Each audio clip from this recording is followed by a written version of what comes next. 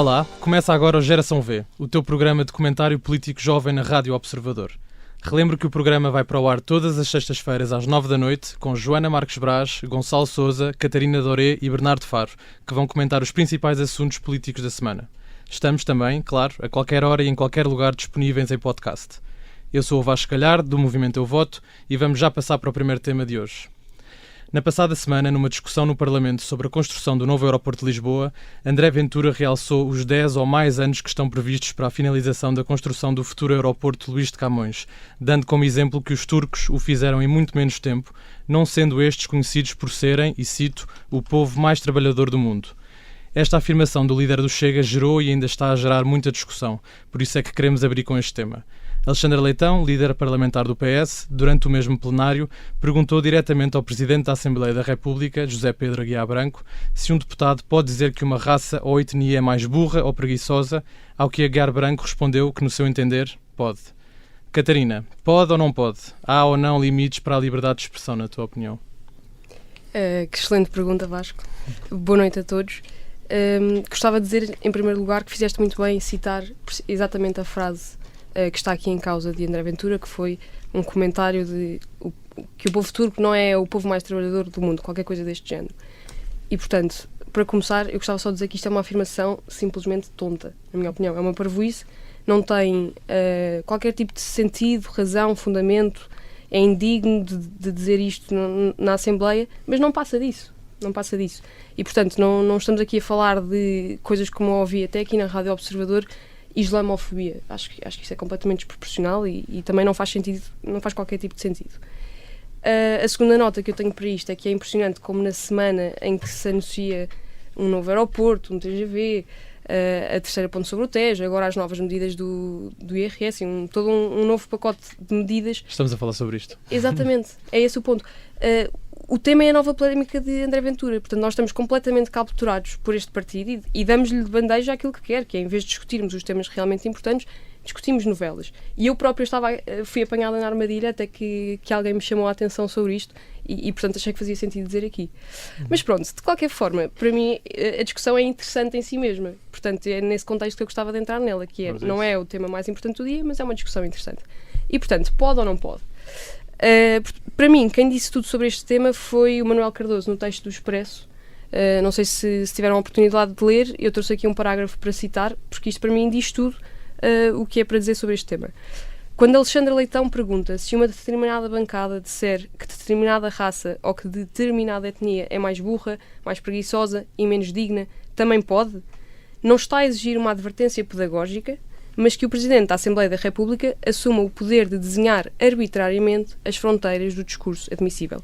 E, portanto, para mim, o ponto-chave é este. Não cabe ao Presidente da Assembleia da República determinar o que pode ou não pode ser dito. E mal de nós se assim fosse. E mais, o problema aqui não é o Presidente da Assembleia da República. E é um bocado aquela velha máxima de não culpar o mensageiro. Ele defendeu uma posição sobre a liberdade de expressão. Não defende a expressão que o André Ventura faz dela. E, portanto, não podemos agora pôr as culpas em cima dele. E, aliás, eu até gosto bastante desta diferença de Aguiar Branco para Augusto Santos Silva, porque não dá razões ao Chega para se vitimizar constantemente. Acho que ele faz muito bem em tomar estas posições. E, portanto, para mim é simples. O que André Ventura disse é simplesmente uma tonteria e, por isso, tem a liberdade de fazer figura de idiota. Esta frase não é minha. Eu até acho que esta frase é do Ricardo Araújo Pereira, não tenho a certeza. Mas, portanto, pode ou não pode? Pode. Vai fazer figura de tonto, mas pode. Portanto, isso para mim é o ponto. Só uma ressalva, isto não se relaciona com os ataques de corredor que acontecem na Assembleia. Isso é um tema totalmente à parte. Sim. E para mim inadmissível. Claro. Gonçalo, pode ou não pode? Claramente que pode. Independentemente de quem seja. Até porque a Catarina tocou aqui num ponto importante. Não deve ser sequer o Presidente da Assembleia da República que deve julgar isso. Nós temos vários órgãos de soberania. E temos funções jurídicas do Estado, nomeadamente as legislativas, função legislativa, executiva e judicial. Ora, a legislativa, o Parlamento, faz as leis. A executiva executa as leis, o Governo, e a judicial julga quem não cumpre as leis. Ora, no processo da caracterização dos órgãos de soberania, o Presidente da Assembleia da República enquadra-se no poder legislativo. que está no sítio, no local onde se fazem as leis. Portanto, não julga as leis, permite apenas, quase até na mesma função de órgão de soberania, semelhante ao do Presidente da República, que é um poder meramente moderador, obviamente, com outros poderes, no caso do Presidente da República, mas obviamente, nesse sentido, é essa a função do Presidente da Assembleia da República. Portanto, não pode. Ou melhor, pode falar, obviamente. Agora, aqui a questão é, e é aqui que leva à parte interessante do debate, e 2 pontos. A primeira é liberdade de expressão. Nós debatemos isto, e é um ponto fulcral, é o fundamento de uma democracia. Não há democracia sem liberdade de pensamento, nem liberdade de expressão, porque o que é a liberdade de expressão? A expressão é o quê? É a exteriorização do pensamento do indivíduo. Se o indivíduo tiver limitações à exteriorização do seu pensamento, então o seu pensamento, por inerência da própria diretriz daquilo que vai dizer, está limitado. Portanto, logo aqui estamos a limitar a própria democracia, desse ponto de vista. E há aqui outro ponto que é, certo, podemos condenar as palavras do André Ventura, se não esteve bem, se esteve bem, isso é completamente indiferente. E a pedir a tua opinião em relação ao... Sim, se fosse eu a fazer aquele discurso na Assembleia da República, eu acho que há formas muito melhores de termos uma perspectiva humorística no nosso discurso do que dizer os turcos são isto ou os turcos são aquilo. Não é? Acho que não fica bem, honestamente. Portanto, eu até já tinha comentado isso anteriormente, teria utilizado outra questão. Agora, uma coisa também tem que ser justo, que é, eu não utilizaria aquela expressão, mas ao mesmo tempo, quem cultiva a polémica não é o Ventura. O Ventura, quando diz aquela tontaria, vamos aqui dizer, não é? O Ventura está a dizer aquilo no sentido de debater o TGV, o aeroporto, a terceira ponte sobre o Tejo, que nada tem a ver com uma questão étnico-racial ou xenófoba, ou seja o que for. Portanto, quem constrói a polémica nem é o próprio Ventura. Quem constrói a polémica é a esquerda parlamentar, a comunicação social, e aí, pronto, no seu caso, bem, estão a capitalizar e a ganhar o pão deles, é o que é a vida, não é? Portanto, cada um puxa a brasa à sua sardinha. Portanto, aqui há uma coisa interessante, que é culpa-se o Ventura pela polémica, mas na verdade nem foi bem ele que a fez, não é? Portanto, é um bocado estranho. Agora, deve poder, e isto é a principal razão, que é, vamos colocar o não pode em equação. Vamos limitar a liberdade de expressão, ok? Não há liberdade de expressão nestes determinados aspectos. E a alternativa é melhor? É que a partir do momento em que nós colocamos censura num ponto, qual é que é o ponto onde ela termina? É muito subjetivo, consoante a pessoa que julga e que modera. E isso é um problema que as democracias têm quando se começam a descaracterizar da sua índole democrática, muito honestamente. E, portanto, acho que é um fenómeno preocupante. E só aqui rematar um ponto, eu ouvia a Leonor Caldeira até falar aqui na Rádio Observador no outro dia, não há muitos dias, em que ela deu um argumento interessante, que foi: a esquerda parlamentar não devia ter esta postura. As palavras não são bem estas, mas é mais ou menos assim. Porque imaginando que o chega ao poder, vai utilizar exatamente a mesma estratégia que agora a esquerda advoga para censurar algum tipo de discurso. E isso, para um lado do Chega, para o lado da esquerda parlamentar, não é benéfico. Nem para uns, nem para outros, nem para a democracia. Nem para mim, que estou aqui a falar livremente neste podcast na rádio, nem para ti que estás a moderar, percebes? Portanto, acho que é aqui o foco do problema, é isto. Muito bem. Joana? Boa noite a todos. Vou pegar neste que disseste agora mesmo, Gonçalo, que é eu também ouvi esse podcast com a Lino Caldeira e com a Isabel Moreira, sobre precisamente, e a resposta da Isabel Moreira foi que então, se o argumento é esse, se é o argumento de termos medo do que é que o Chega poderá vir a fazer quando assumir o poder, então nós não poderemos censurar nada. E a palavra censurar é forte, no sentido da herança que nós temos da palavra censurar. Aqui, e neste caso aqui é mais o restringir a liberdade de expressão, porque a liberdade de expressão não é um direito absoluto, como a Guiar Branco disse. Portanto, nenhum direito fundamental em Portugal é um direito absoluto. Todos os direitos são, no fundo, limitados pelos outros direitos que também são direitos fundamentais. E as palavras consubstanciam crimes também. Por exemplo, o crime 240 do Código Penal, que é o crime tentado a ser debatido aqui. Não, mas aí já está previsto na lei, por exemplo, incitamento à violência. Exatamente. Qual é a questão aqui, é? que foi o ponto que tu não referiste, que eu acho que é importante referir relativamente aos deputados, que é, não é essa a questão, se é o crime ou não, e eu vou separar bem aquilo que André Ventura disse e aquilo que Alexandre Letrão questionou a Guiar Branco, que é, uma coisa é o crime que um de nós possa fazer aqui na rua, ou até aqui, neste podcast, e isso sim vai ser julgado judicialmente. Outra coisa diferente é aquilo que um deputado diz no Parlamento, no exercício das suas funções, porque eles gozam de uma imunidade e, por isso, eles não vão ser criminalizados por um crime que está como está o 240. Ora, não há essa separação de poderes, como tu dizes, no sentido em que o nosso Poder Judicial não pode punir, nem pode julgar um deputado por dizer uma frase racista ou uma frase xenófoba ou uma frase homofóbica no Parlamento. Posteriormente poderá. A questão é que nós sabemos que na política tudo tem a ver com timings e, portanto, se este governo durar 4 anos, só daqui a 4 anos é que André Ventura vai ser punido por alguma coisa que diga.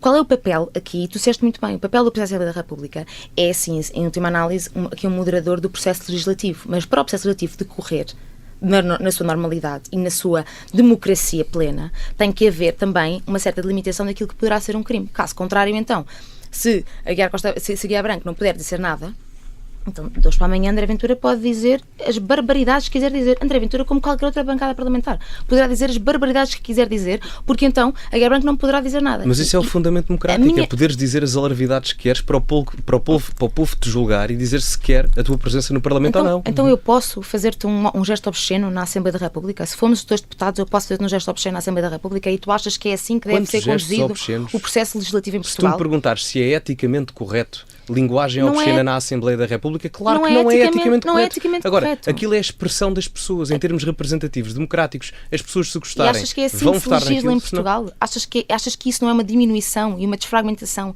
das instituições democráticas do nosso país? Se permitir isso não está em causa. Se o nosso Presidente da República permitir que existam crimes de difamação, crimes racistas, de preferir frases racistas na Assembleia, se permitir gestos obscenos, achas que isso não é uma diminuição de uma instituição democrática? Isso é uma diminuição. Aliás, é precisamente isso que o André Ventura e que o Partido Chega tentava querer fazer ao longo dos 5 anos. Mas repara, isto não é uma questão partidária, isto é uma questão de ideias e de liberdade de expressão do fundamento democrático. Mas repara, eu nem sequer... Deixa-me terminar o meu ponto, deixa-me só terminar o meu ponto, porque eu deixei de terminar todo o teu ponto e eu queria terminar aqui o meu raciocínio. O meu raciocínio é... Temos aqui duas coisas diferentes. Uma coisa foi aquilo que André Ventura disse. E sobre aquilo que André Ventura disse, poderemos dizer que é tonto, sim, também acho. Mas também, como Leonor Caldeira disse, há aqui um grande perigo de nós começarmos a banalizar o discurso de ódio. E como André Ventura já disse até pior, então se calhar aquilo que ele disse agora não é assim tão mau porque ele já disse pior. E caímos aqui num grande erro, que é começarmos a banalizar o discurso de ódio. E o discurso de ódio, efetivamente, tem repercussões nas ações que as pessoas fazem físicas. Ou seja, quem julga? Quando alguém diz uma coisa no Parlamento que incita ao discurso ao ódio, nós sabemos, estudos que temos, que há mais crimes de ódio. E, portanto, nós não podemos pensar que as palavras são só palavras, porque as palavras também se podem ser armas. E por isso temos que tratá-las como tal. Portanto, eu não acho que aquilo que André Ventura disse tenha sido... ou seja, isto que se calhar seria uma discussão mais jurídica do que outra coisa. Eu ainda não terminei o curso, não sei se estou habilitada a ter essa discussão, porque acho que é uma discussão técnica. Acho que nós não nos pomos a discutir temas de saúde, cada um de nós não é especialista em saúde, tal como cada um de nós não é especialista em direito, e acho que isso é um grave erro fazermos. Portanto, se é crime ou não é crime, acho que aí deveríamos ouvir sobretudo juristas e especialistas em direito penal. Mas acho que há aqui um limite muito ténue e tendencialmente diria que se calhar não seria crime. É especialista em direito penal. Se calhar, pois não parece. Eu acho é que a beleza de comentário político. Eu acho, aliás, por aquilo que Leonor Caldeira fez com André Ventura, não parece nada que seja especialista em direito penal. Agora, a questão é outra. Para terminar, só para ouvirmos a Bernardo também. A questão é outra. A questão é, quando o Alexandre Leitão pergunta diretamente à Guiar Branco aquilo que se pode ou não pode fazer, a Alexandre Leitão diz que se pode tratar uma raça como mais burra, não é? E como menos digna. Se uma raça é menos digna ou mais burra. Isso está tipificado no 240. Isso é um crime. Ou seja, aquilo que o 240 nos diz é isso mesmo. É tecer comentários sobre uma raça e, portanto, aquilo que ela lhe diz é formulado de uma forma em que não é a mesma coisa que André Ventura disse. É uma forma muito mais explícita, onde não há grande margem para dúvidas. E quando a Guiar Branco diz pode fazer, quer dizer, sim, eu também posso matar alguém, mas aqui posso ser punida por isso. E aqui está a grande questão. Qualquer um de nós pode matar alguém neste momento. Ninguém nos pode impedir, né? Eu posso agarrar uma arma e matar uma pessoa. Só que assim sou punida por isso. Um deputado pode dizer o que quiser. Pode, porque fisicamente pode abrir a boca e dizer o que ele quiser. Mas depois não pode ser punido por isso. E aqui, salvo importar o artigo 89, número 3 do regimento, onde diz, e eu vou só citar o artigo que diz: o orador é advertido pelo Presidente da Assembleia quando se desvia do assunto em discussão, caso que, há aqui uma margem para percebermos se divergiu ou não, ou quando o discurso se torna injurioso ou ofensivo, podendo-lhe retirar a palavra. Ora, a Guiar Branco, na minha opinião, ao dizer que pode, demitiu-se, de certa maneira, da sua função de moderar e de aplicar o regimento. Portanto, eu acho, mas concordo sobretudo com aquilo que a Catarina disse, que é, estamos há uma semana a falar sobre isto, aconteceram tantas outras coisas, mas também acho que é um discurso importante, não tanto pela aventura, mas sobretudo por aquilo que se pode ou não pode dizer na Assembleia da República e qual é o papel aqui do Presidente da Assembleia da República, e acho que o tema se... Vamos ouvir aqui o Bernardo para Posso terminar fazer uma pergunta muito rápida? Muito rápido. Se a questão que tu referes do discurso de ódio incita comportamentos ao ódio, a ameaça de bomba que houve hoje, por exemplo, na sede do Chega, foi incitamento ao ódio por parte da esquerda? Repara, Não, é tu seguir a tua lógica, não é? A ameaça Portanto, de bomba por essa lógica, feita a à sede pessoa do Chega entrou ali a dizer que não gostava do Ventura e que o queria matar. Temos que avançar. Primeira coisa, isso é ser de esquerda? É que a Iniciativa também não Eu gosta não de disse André que ele era de Ventura. esquerda. Então, disseste agora que o incitamento que era da parte de esquerda, a Iniciativa também não gosta do André Ventura. Eu perguntei-te. Publicamente. Eu perguntei-te, eu não afirmei. Então, mas portanto, porque é que não pode... Ou seja, a minha pergunta é, como é que estamos a assumir que esta pessoa é da esquerda? Porque é que estamos a assumir que esta pessoa é da esquerda, de início, tendo em conta que não é só a esquerda que está contra o Partido Chega? Ser liberal não é ser de direita. Pá, malta, desculpem lá, eu tenho que ser mesmo o Bernardo, só tem de que ser o interromper. Bernardo. Vai, Bernardo. Antes de Queria só dizer mais, uma coisa que é, quem ganha no meio disto tudo é o Chega. Com este discurso todo, quem está a ganhar, quem está a alimentar disto, é o discurso de extrema-direita. Ó, Bernardo. sim, e eu concordo com isso, Joana, e eu até vou mais longe. Eu acho que isto era, como o Gonçalo há bocado dizia aí bem, quem está a criar, ou quem quis criar aqui uma polémica onde eu acho que ela não existia deste grande grosso modo, foi uma ex-ministra do nosso país, Alexandra Leitão. E desculpem, eu acho que é um exagero aquilo que nós estamos agora, neste momento, a querer fazer deste tema do pode ou que não pode.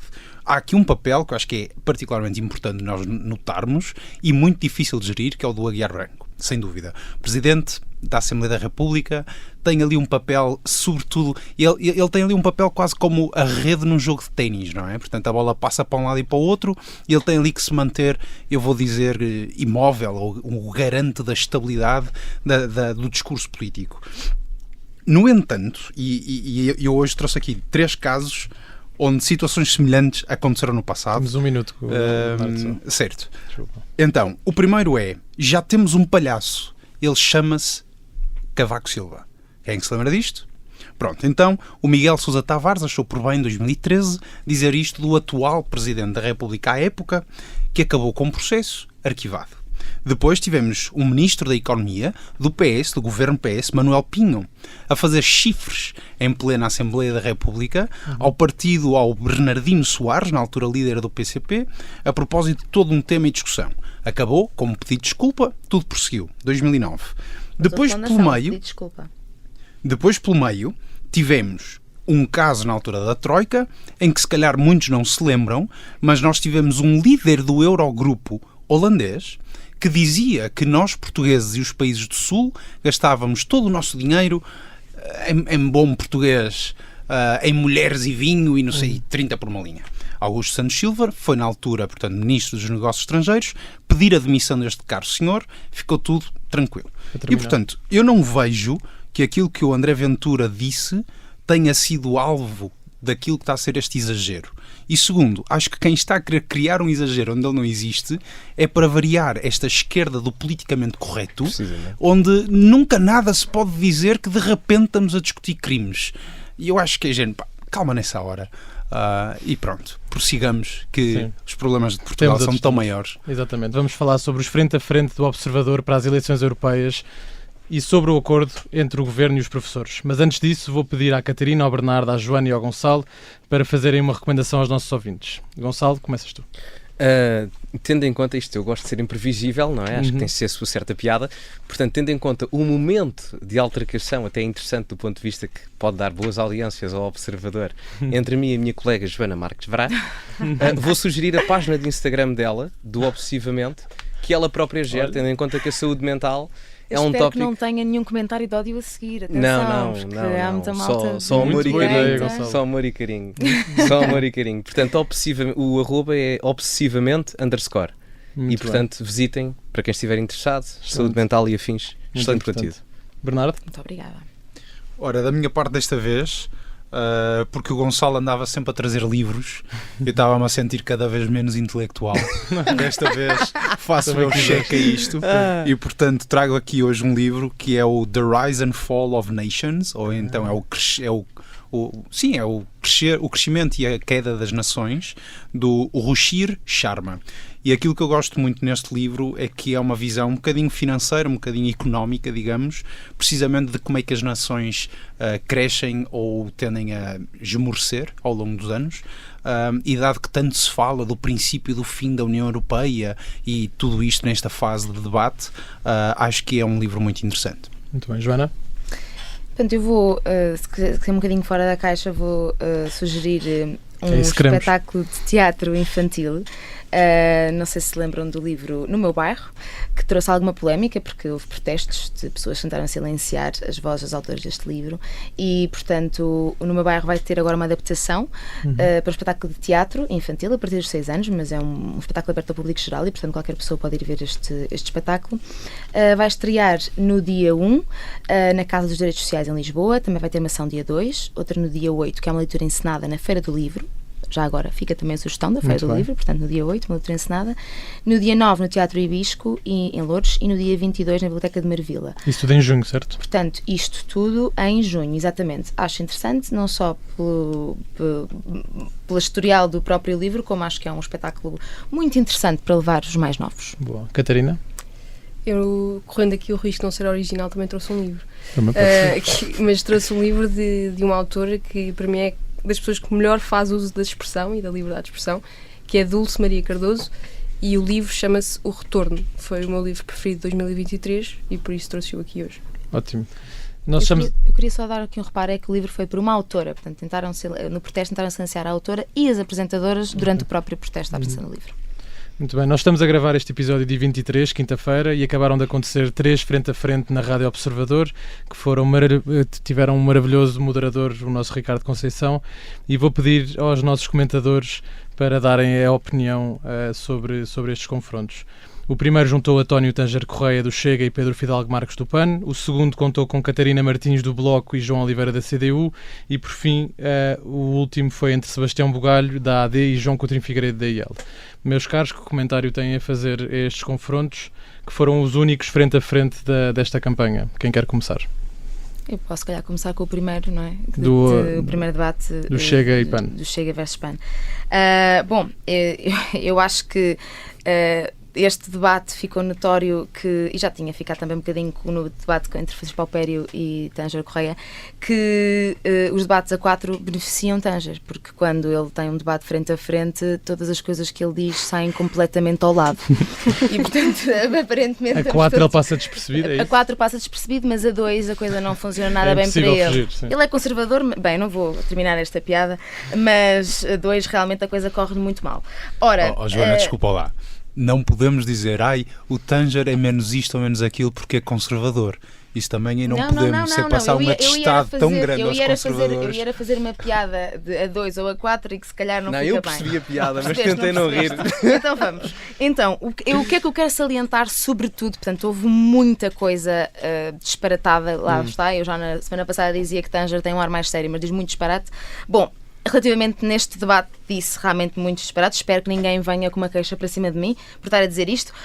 Eu vou citar aquilo que Tanger para mim foi o mais gritante que disse sobre o aborto e sobre a teoria da substituição. Sobre o aborto, Tanger diz: nós não consideramos ser um direito da mulher, porque o nascituro também tem direitos. E depois diz que não é um direito ao seu corpo. Não têm é direito a matar um ser que existe. Ora, eu acho que Tanger Correia, aqui, se dúvidas existissem a propósito das legislativas e sobre a polémica das legislativas, sobre o aborto, não aborto, em que André Ventura se vem demarcar completamente daquilo que um dos deputados do CDS disse, Paulo Núncio disse, eu acho que Tanger Correia marcou aqui o Chega, portanto o Chega é contra o aborto, pelo que eu percebi o Chega é contra o aborto e pior, eu acho que quando estamos a pensar quem é que nós queremos enviar para a União Europeia para nos representar, será que nós queremos mesmo representar uma pessoa que é contra o aborto, tendo em conta que estamos numa União Europeia onde França colocou o direito ao aborto na Constituição, quer dizer, e quando ele diz expressamente que não têm de matar um ser que existe. Bom, então se não tem que matar um ser que existe, se este é o argumento de Tanger Correia, então não tem que matar um ser que existe nem numa violação, nem num caso de incesto, nem num caso de malformação do feto, porque não tem de matar nunca. Portanto, é a mulher que mata um feto. Ele colocou isto desta maneira que para mim parece muito século XVIII. Já nem vou século XX, vou dizer século XVIII. Relativamente à teoria da substituição, bom, Tanger Correia voltou a dizer que a teoria da substituição é uma realidade, portanto usou o termo islamizar a Europa. Nós para quem não está tão a par da teoria da substituição, eu confesso que também não sou a maior especialista em teoria da substituição, porque não é tema que especialmente me interessa, mas esta teoria nasce de movimentos de extrema-direita. Portanto, esta teoria é altamente conectada com ideais racistas e de extrema-direita, e no mesmo debate Tanger diz a Pedro Fidalgo Marques que o Chega não é um partido de extrema-direita, mas depois vem defender uma teoria que nasce no seio da extrema-direita e que inclusivamente é bastante defendida em movimentos racistas, supremacistas brancos na Norte da Europa. Ele é verdadeiramente a extrema-direita em Portugal. Exatamente. Bernardo, tu queres comentar qual dos 3 debates? Eu falaria sobre o do Bugalho contra o Coutinho. Antes de mais, queria só deixar aqui a nota, porque acho mesmo que é merecedora e, portanto, associo-me, como o Bugalho tanto usa esta expressão, ao Observador e ao Coutinho, neste caso, em congratular o Observador por ter feito este frente a frente. Acho que, efetivamente, é tempo de nós começarmos a discutir mais a Europa, uma vez que só acontece a cada 5 anos, e, portanto, o Observador é aqui o único meio de comunicação social que tenha coragem de se lançar neste desafio, de criar este frente a frente, para o qual eu acho que logo a primeira nota é Marta Temido do PS é a única que diz que não. Portanto, eu não vejo isto como uma nota negativa da Marta Temido, eu vejo isto como uma nota muito negativa do PS. Portanto, uma vez mais, o PS, eu não sei o que é que lhe está a acontecer, acredito eu que seja uma crise de identidade, dado que ao final de tantos anos a gerarem empregos para eles e aos familiares do seu partido, agora de repente estão ali certamente em grande redesenho social interno e, portanto, acredito que parte disso seja o problema. Relativamente a Bugalho versus Coutinho, eu acho que há aqui, para mim, eu acho, a grande discussão é e deve ser, como o Coutinho coloca, continuar ou não a usar fundos europeus ou viver nesta fundodependência. Pode ou não pode, deve ou não deve Portugal fazer o trabalho de emancipação como se de um jovem que teima em não querer sair de casa, portanto, à semelhança da nossa atual sociedade, parece que Portugal teima em também se manter aí um bocadinho refém. Bugalho diz que não vê qualquer inconveniente em que nós continuemos a usar fundos europeus como tem sido, e pronto, eu claramente discordo da posição de Bugalho nesse tema. Outra coisa também que se nota bastante nota-se bem os anos de preparação que o Coutinho Figueiredo tem, quando comparado neste caso com o Bugalho, mas também cá está, não se lhe exige o tipo de experiência a alguém que sendo tão mais jovem ainda não passou os anos para conseguir amadurecer. Portanto, eu diria que isto são assim as notas mais rápidas. A última, se calhar, que eu deixo, e esta sim é muito preocupante, é-nos trazida à discussão no frente a frente, mas que é o facto de que em 15 anos a economia europeia perde para a economia americana, e ao ritmo atual perderá em muito pouco tempo também para a chinesa e depois a seu tempo também indiana, em termos de crescimentos das suas economias, mas em 15 anos a economia europeia perde, se não estou em erro, 15 a 20% do seu PIB quando comparada com a americana, fora a taxa de crescimento registada é muito baixa e, portanto, cá está, eu concordo com o Coutinho, acho que grande parte da discussão deve ser o crescimento económico europeu. Muito bem. Portanto, Gonçalo, em 2 minutos, aqui para comentar bem os outros temas. Queria-te também dar só aqui uma nota rápida do debate entre o Sebastião Bugalho e o João Coutinho Figueiredo, e claramente de longe o João Coutinho Figueiredo tem sido o mais bem preparado, mas de longe, dos candidatos dos cabeças de lista a estas eleições europeias. Se a Iniciativa Liberal neste momento tem 12% nas sondagens, é devido a João Coutinho Figueiredo, mas de longe. A preparação que teve nos debates, nomeadamente neste com Sebastião Bugalho, que normalmente é bastante aguerrido, pelo menos no comentário televisivo e até em determinado aspecto nos debates, ele até começa com algumas altercações, ali é interessante ver isso, mas com João Coutinho Figueiredo ele entrou meio a medo e, como o Bernardo estava a dizer, nota-se os anos de preparação de João Coutinho Figueiredo. E eu gostei particularmente de João Coutinho Figueiredo porque tem uma perspectiva realista no sentido da aplicabilidade das políticas públicas de um ponto de vista europeu. O que é que isto quer dizer? No sentido da questão do crescimento económico que o Bernardo mencionou, mas também na questão da soberania dos países e dos Estados-nação serem eles próprios a decidir onde é que vão efetivamente aplicar o dinheiro dessas políticas públicas. E a Iniciativa Liberal traz uma coisa fantástica, que é o fim da subsídio à dependência.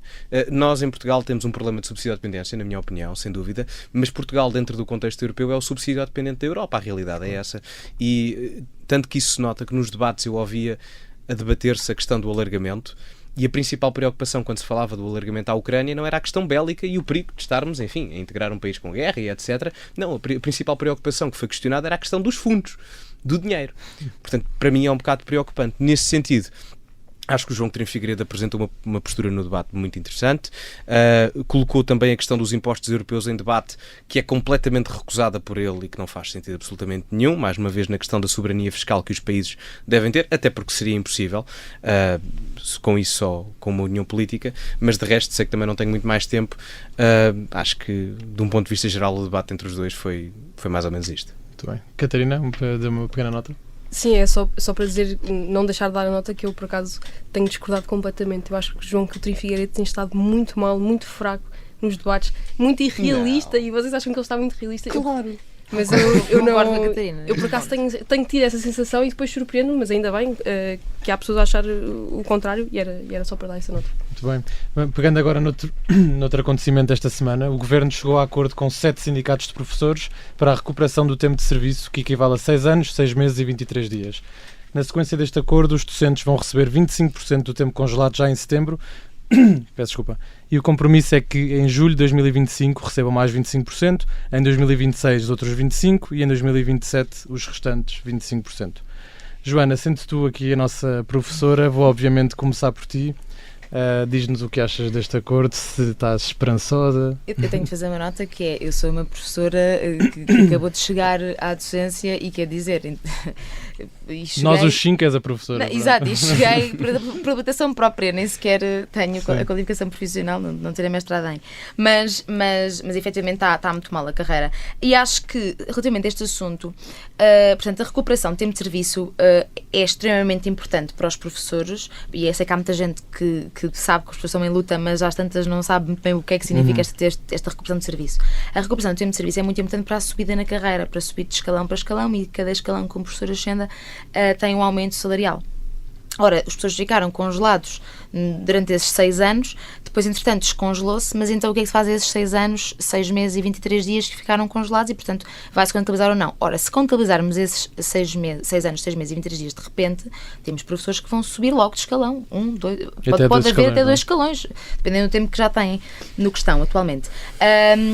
E isso representa um grande impacto económico para o Estado. E foi o fim-capé com o governo anterior, portanto, não podia, levou milhares e milhares de professores às ruas, e agora, de repente, em 30 dias, já está, vamos fazer isto. E a altura fico um bocadinho...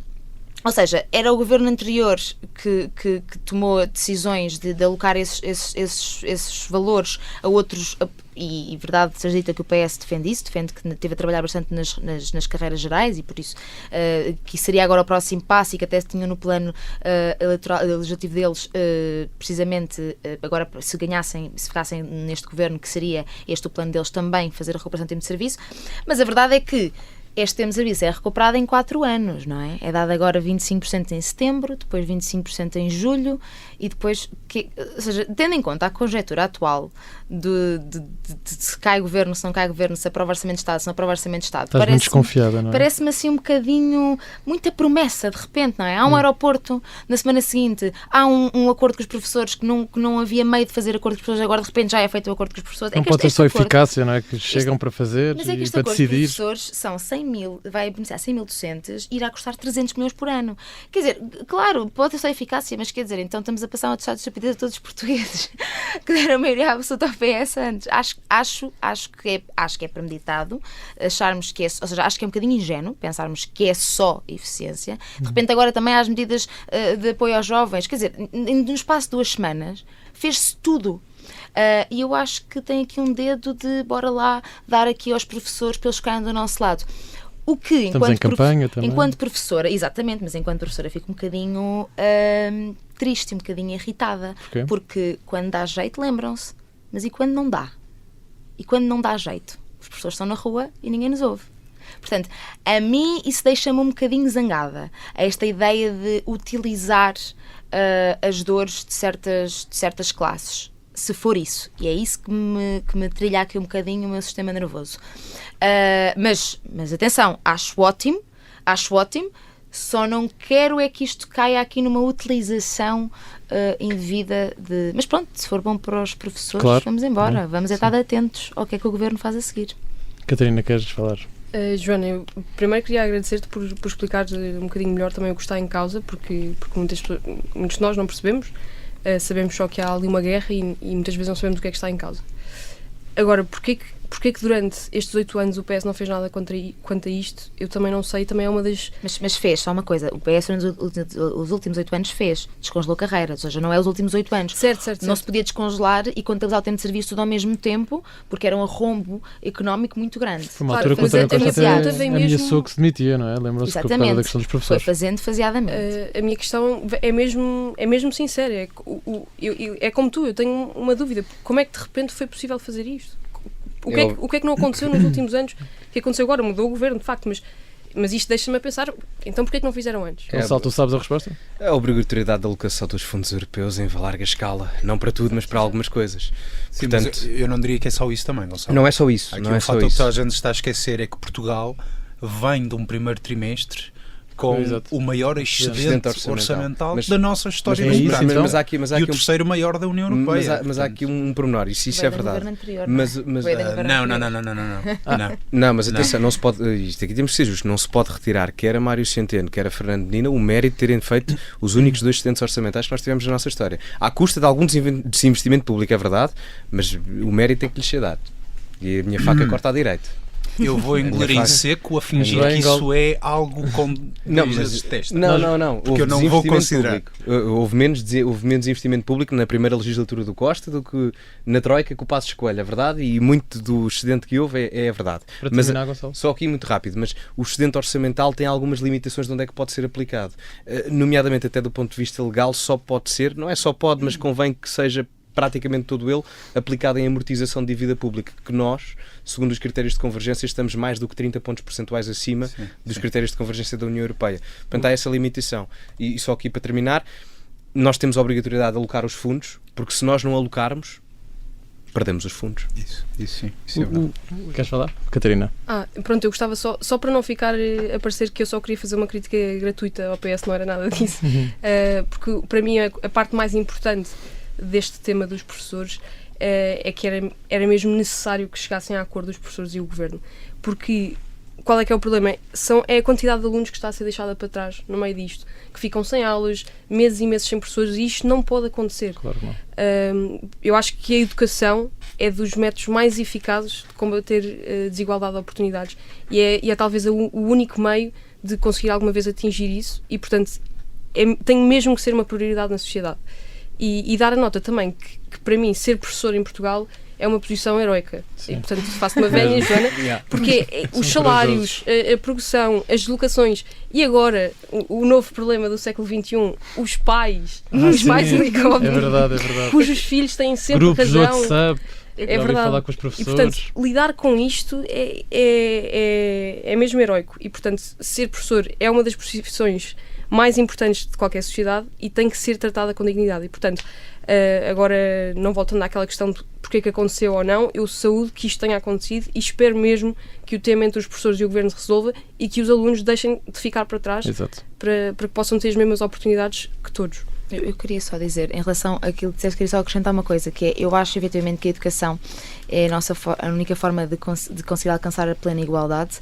Não única não, mas é uma ferramenta provavelmente das mais importantes, é o maior dos elevadores sociais que em Portugal ainda não é completamente verificado, porque o nosso sistema educacional ainda não está preparado para isso. Portanto, uma criança que parte à frente na corrida, que eu adoro esta metáfora da iniciativa liberal, eu acho que é ótima, que parte à frente da corrida, o nosso sistema ainda não garante garante igualdade absoluta na educação a todos os alunos, mas temos um bom sistema de educação, e eu acho também que a educação é a única, não é a única, mas é a nossa melhor ferramenta para combater a extrema-direita e para combater o discurso de ódio que abriu precisamente esta conversa.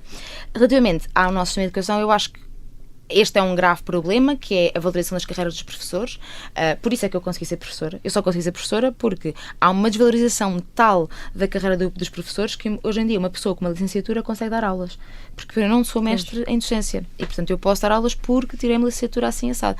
E tive várias colocações. Eu sou professora de português e, portanto, eu tive, que é uma das áreas onde há mais carência, gravemente, quer dizer, como é que é no português que temos uma carência, e nós temos, havia mesmo muitas turmas com necessidades.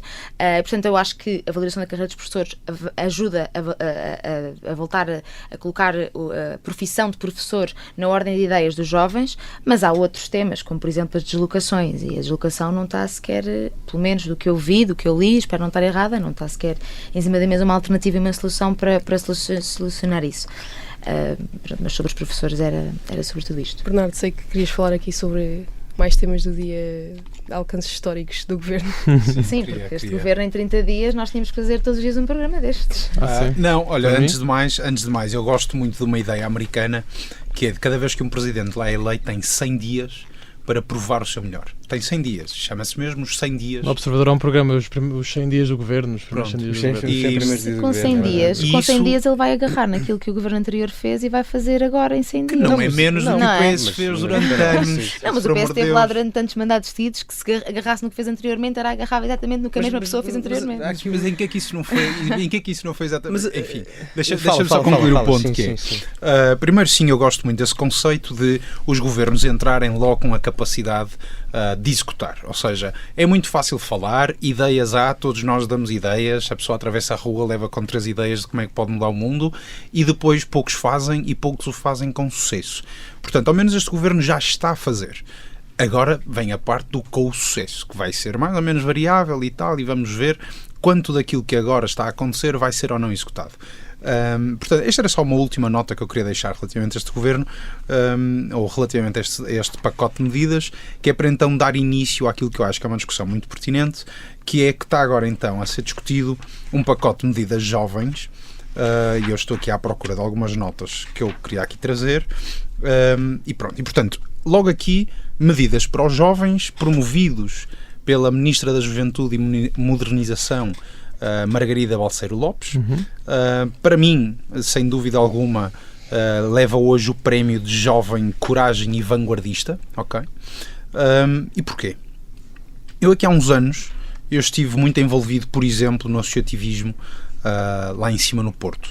E lembro-me que na altura dois ou três grandes temas eram precisamente o acesso à habitação para jovens estudantes, era, por exemplo, a redução das propinas, em que alguns corpos associativos discutiam a propina zero e outros perguntavam então como é que nós vamos pagar o ensino, mas pronto, essa já na altura era a discussão, era a descida da propina do ensino superior público, e era também o facto de que um estudante em Portugal que seja, já tem um estatuto de trabalhador-estudante muito fraco, com muito pouca proteção, e nesta pouca proteção ainda era tributado. E, portanto, logo as duas primeiras medidas que aqui estão neste momento em discussão são precisamente o suporte à habitação no estudo, portanto, termos aqui mais camas, e depois é então o suporte na isenção até 14 meses de rendimento mínimo a jovens que estejam ainda a estudar. Eu acho que estes são dois grandes passos de conquista jovem e do jovem estudante. E que vai naturalmente promover uma maior emancipação, vai permitir as pessoas irem atrás das universidades que querem, nas zonas em que seja, e portanto vai permitir esse acesso. Depois, novamente, dois temas: apoio na compra e arrendamento de primeira casa. Este eu acho que está a ser neste momento o tema mais quente para uma geração inteira em Portugal. Vamos ver efetivamente como é que isto vai ser mais ou menos executado. A segunda, dentro deste pacote mais financeiro, é a redução do IRS até 15%, até o 8º escalão, até aos 35 anos. Eu estive a ver, se não estou em erro, não quero trazer aqui números ao engano, mas eu acho que no primeiro escalão estaríamos a pagar, ou passaremos a poder pagar apenas 4%, no segundo 6%, no terceiro 8%, até o máximo, que é o 8º escalão, que pagará 15% até aos 35 anos. E estamos a falar de desbloquear uma potencial massa financeira para então o jovem então poder poupar, poder gastar parte disto, levando a um aumento do consumo interno bruto, e pronto, portanto. E depois queria só fechar aqui com estas 3 últimas medidas para os jovens, que é, a prioridade de saúde mental, onde aqui então é trazido pela primeira vez este tema. Quer dizer, estamos em 2024, eu chego a São Francisco e vejo alguns dos melhores empreendedores tecnológicos que têm todos psicólogos e psicólogas e leem livros sobre saúde mental e 30 por uma linha. E chego cá e parece que vivemos num submundo onde a saúde mental muitas vezes ainda é ostracizada, parece que é quase crime alguém querer. Muito isso. Pronto, portanto... eu acho que não é ostracizada, mas é mais estada para canto, diria não, eu. E não é só estada para canto. Eu acho que é completamente abandonada. Inferiorizada, completamente inferiorizada, e eu tenho medo em trazer isto, mas muitas vezes alguém que diga eu quero dedicar mais tempo à minha saúde mental é tipo, olha, maluquinho. Sim. Lamento, é maluquinho, ignorante, que prefere ser ignorante. Não isto é literalmente o que tens que fazer para não ficares maluquinho. Exatamente. Exatamente. E portanto, isto é uma medida trazida por uma ministra jovem, é a prioridade da saúde mental, com um cheque. Desculpa. Isso, exatamente. É um cheque de apoio a consultas de psicologia, se não estou em erro. Nas Joana. universidades, sim, é um cheque de psicólogo nas universidades. É isso As pessoas mesmo. podem ter um cheque e podem ir ao psicólogo. É para universitários? Sim, do que eu vi, bom, não sei se vai ser alargada mais, mas acho que do que eu vi era para nas universidades, portanto é para Pronto, pelo menos começa aí. Eu acho que só o facto da discussão começar mas posso estar errada. e confesso. trazida por um grande partido do arco da governação, moderado, acho que é muito pertinente o momento no tempo em Portugal. Depois, estou a deixar para a última aquilo que eu acho que é dos passos mais importantes destas medidas, mas a penúltima então é o aumento de consultas de nutrição. Ok, portanto, é verdade, Portugal tem uma nutrição mediterrânica, como nós chamamos, naturalmente melhor de se comparada com, por exemplo, os americanos que só comem hambúrguer e batata frita. Isso é verdade. No entanto, também a nossa nutrição é ainda muito fraca por ser naturalmente muito pobre, muito rica em grandes gorduras saturadas e 30 por uma linha, e portanto eu acho que isto também é um ponto importante, porque a nutrição é grande parte da saúde mental, da saúde das pessoas. O último ponto, eu acho que este é capaz de ser as medidas mais vanguardistas e que eu sou homem, portanto nunca vou gozar dela, mas um dia se tiver filhas, espero que elas possam gozar dela. Acho que é um grande passo e acho que é uma chapada de luva branca em muitos destes grupos de feminazis que para aí andam, que é então os produtos de higiene menstrual passam a ser gratuitos. E eu acho que isto é um passo de emancipação feminina, é um custo que nós homens nem sabemos o que ele significa ter, um custo natural, portanto, porque assim o é, e que eu acho que é sem dúvida um grande passo. Adoro que a Margarida Balseiro Lopes tenha trazido isto, tenho muita pena que homens instruídos que pudessem ter feito isto antes também não o tenham feito. E provando com isto que, efetivamente, termos mulheres em cargos de liderança acrescenta naquilo que é o suporte a uma sociedade no seu todo, em vez de ser, por vezes, fragmentada.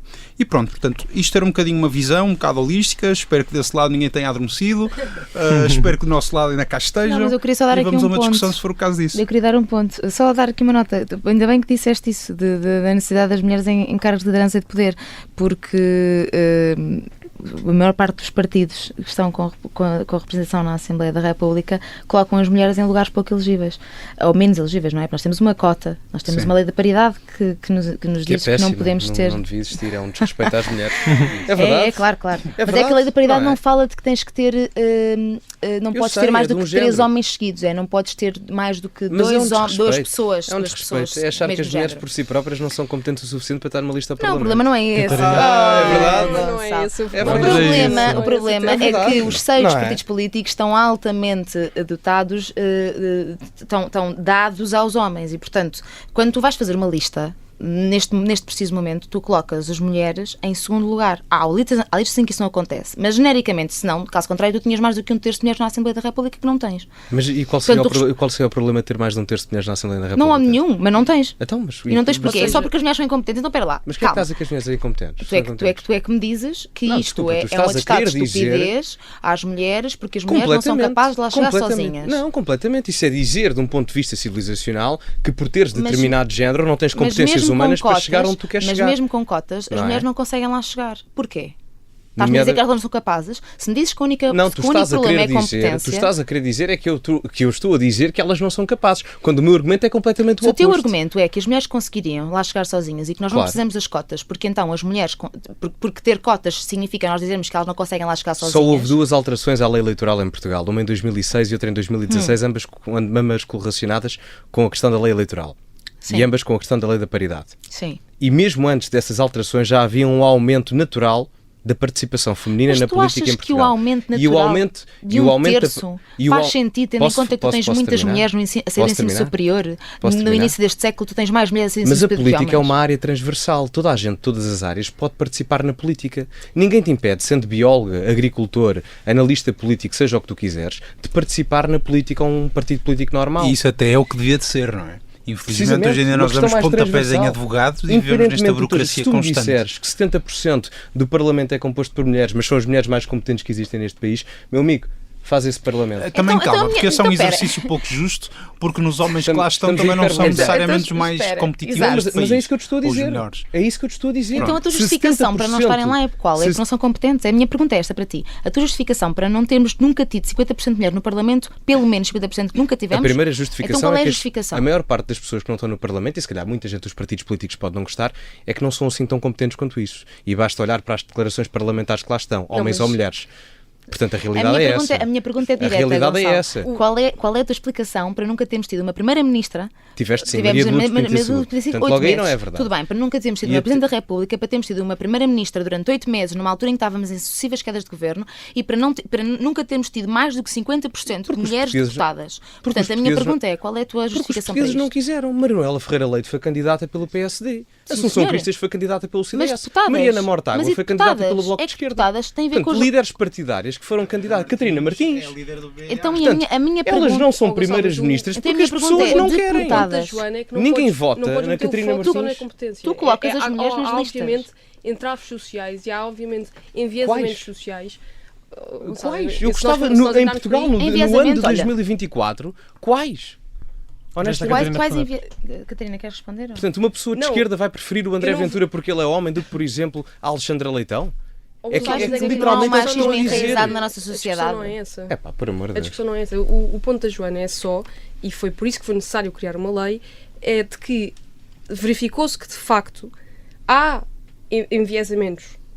Há uma tendência maior para escolher um homem sobre uma mulher. Estatisticamente isso acontece. Mas que se Mas- na política, mas, Gonçalo, é que mas nas deixa-me outras só- áreas não, não não. haveria- vão fazer o quê? Para a construção civil a mesma coisa? Não, mas não precisamos Não, entrar é que é por aí. verdade. Estou Se só a querem dizer- aplicar estou só a dizer, 50% em tudo. quando se não chega é? à necessidade de criar uma lei dessas, não podes entrar pela competência, no sentido em que a lei surge para responder a outros fatores que influenciavam as decisões e, portanto, para obrigar a ter uma cota mínima e na altura, todos os partidos concordaram que os deputados, a maioria dos deputados dizia que se não fosse a lei, nunca se tinha chegado a um certo número de mulheres no Parlamento. E o ponto da Joana é só que não digas que elas não estavam lá antes por uma mera questão de competência.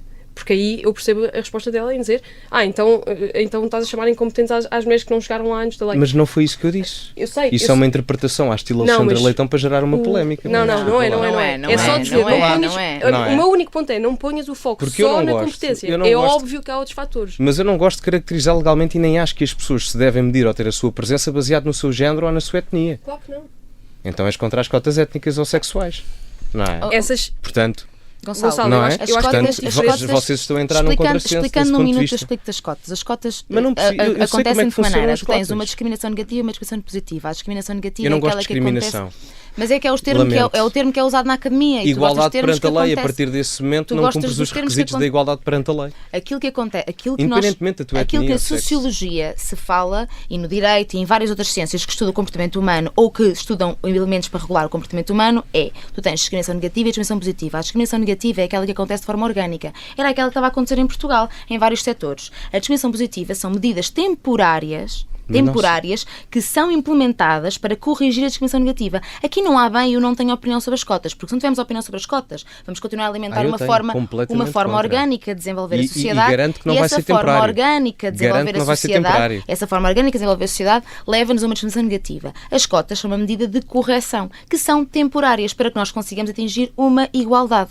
Portanto, eu não consigo bem perceber como é que alguém pode ser contra cotas quando nós percebemos porque é que elas existem. Elas existem porque existia uma situação de discriminação. Quem é que te garante que lá por teres um Parlamento com 50% de homens ou 50% de mulheres, o Parlamento funciona melhor? Olha, acabámos de ter um Bernardo a dizer-nos ainda bem que temos mulheres na liderança, isso é uma coisa diferente. Aprovaram uma medida neste momento. O que ele disse é que ele não disse 50-50. Tu estás a falar em clara igualdade, que é uma coisa diferente de que termos representatividade é uma coisa importante. Eu estou a dizer que há mulheres que não conseguem lá chegar porque são mulheres. Ainda hoje isto acontece em Portugal.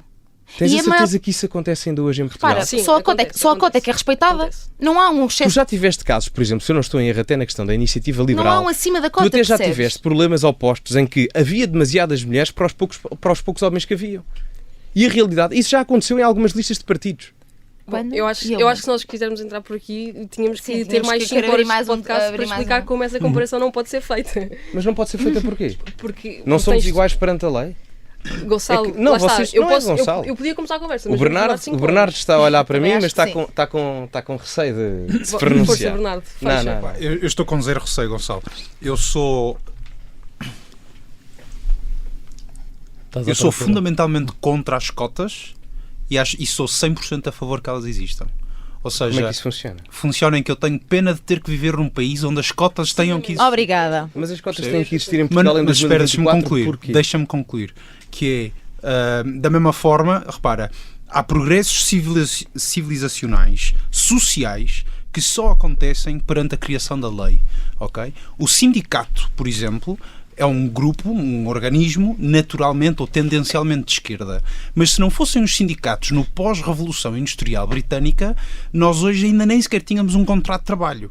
Não existia, simplesmente. Não existia contrato de trabalho, a termo, sem termo, salários. Não havia salários mínimos, não havia direito de trabalhador, não havia nada disso, não havia progressão de carreira. Mas são coisas se nada disso, Bernardo, deixa-me só concluir. Havia um impedimento legal, aqui nunca houve não havia impedimento legal nenhum. Não. Não havia impedimento legal nenhum, simplesmente não havia uns mecanismos legais que permitissem ou que exigissem às empresas um melhor tratamento e com dignidade humana. Mas isso era um impedimento legal, as pessoas não tinham dias livres. Não tinham descanso. As mulheres tinham eu nem estou a falar de Portugal em si. Podemos ir a variedíssimos casos. Podemos ir ao caso das sufragistas. Não tivesse um grupo de mulheres no século passado andado à chapada, serem perseguidas em público, batidas e assobiadas e levaram com pedras, e eram despedidas das suas lojas por serem mulheres. E elas, se não se tivessem organizado num grupo para exigir o seu direito ao voto, ainda hoje em dia, se calhar, só vivias com mulheres que, coitadinhas, eram ignorantes e que nem sequer podiam estudar e não tinham direito ao voto e não tinham direito à opinião. Desculpa, eu acho que esse não é o caminho. Mas no entanto, deixa-me concluir que é. Eu acho, da mesma forma que nós criamos as armas não para matar, mas para nós nos defendermos, por mais bizarro que seja, alguém que se entretenha a criar armas e formas de matar outro homem ou outra pessoa, digamos, eu também acho bizarro a sociedade ter que chegar ao mundo moderno para termos cotas para exigir igualdade entre duas pessoas que deviam ter o mesmo direito. E tu estenderias isso a todas as áreas? Porque é só a política? Não, mas repare, então não se trata só da política. Mas eu estou a perguntar. Mas não há só na política as cotas. Não, eu sou ainda mais contra. Porque na política tu ainda podes falar da questão da representatividade. Por exemplo, numa área como a engenharia, em que a maior parte dos licenciados e mestrados e doutorados são homens, tu queres compor as empresas de 50% e 50% de homens e mulheres, quando a 10%... Deixa-me terminar. Quando 10%... Não interessa. Mas interessa. Não interessa não, porque a partir do momento em que tu tens uma empresa na tua liberdade individual, que aí eu estou a dizer que é mais grave ainda, porque a política ainda tu podes colocar o argumento da representatividade, a empresa é tu e tu estás obrigado a colocar cotas consoante aquilo que acham que é correto para o teu modelo de negócio. Gonçalo, as mulheres recebem menos do que os homens para cargos semelhantes. E tu já Estamos a percebeste falar porque- sobre isto e tu mesmo. já percebeste porque Estamos é que- mesmo a falar quais sobre são os isto. fatores que levam a essa diferença? Joana, aí também vamos saber separar o trigo de joio.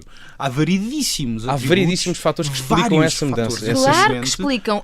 Da mesma Mas forma- o principal fator que explica este número é o facto de existir um favorecimento masculino dentro das instituições com altos grandes poderes. Não se trata de Não um se trata favorecimento Mesmo masculino. dentro Não do- se trata mesmo de da iniciativa favorecimento. privada. Mas favorecimento porquê? Eu tenho uma empresa.